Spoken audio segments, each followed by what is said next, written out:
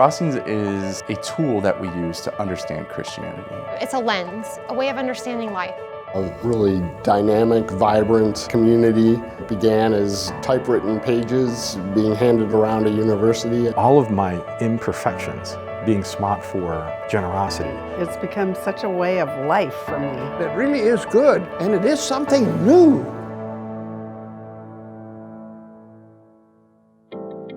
My presentation this morning was called Hidden in the Pews, Space for Rage, Space for Hope. I think it went pretty well. What I wanted to offer was a reminder and a refreshment in the truth that Christ, who's present to us in the sacraments, particularly in the waters of baptism, come to us in such a way that Christ makes space for everything we're experiencing as we respond to suffering, as we respond to the silence of God or the absence of God. However that lands in us is okay and is actually holy. So my first kind of image was the waters of the font connected to the water that's in our bodies, and particularly the waters from our tears that come from suffering. And connecting those waters all together, I wanted to offer that the tears we shed are holy in that they're connected to baptism, connected to the presence of Jesus, a reminder that we're human and alive. I think the room was pretty receptive and I got some great questions. I offered in the kind of second half the Christian practice of touch and touch in the context of prayer. And I got a wonderful kind of question or idea in response of liturgy and Christian practice among those for whom touch is pretty scary or kind of off limits.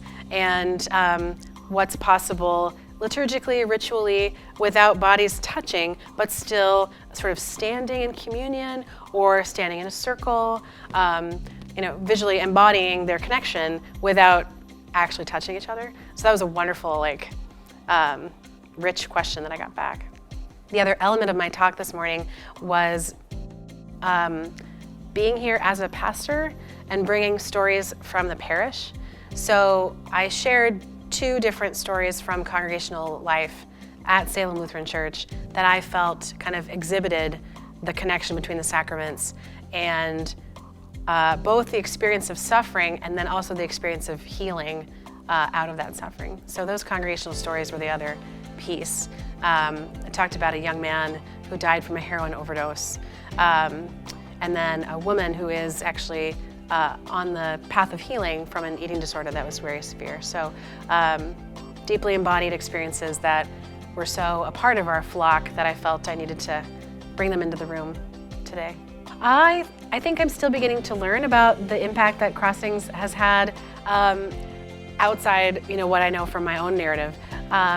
I'm beginning to understand that it's provided this really rich platform and really reliable way of encountering Scripture and opening up the Bible in preaching and teaching, and even just in the life of faith.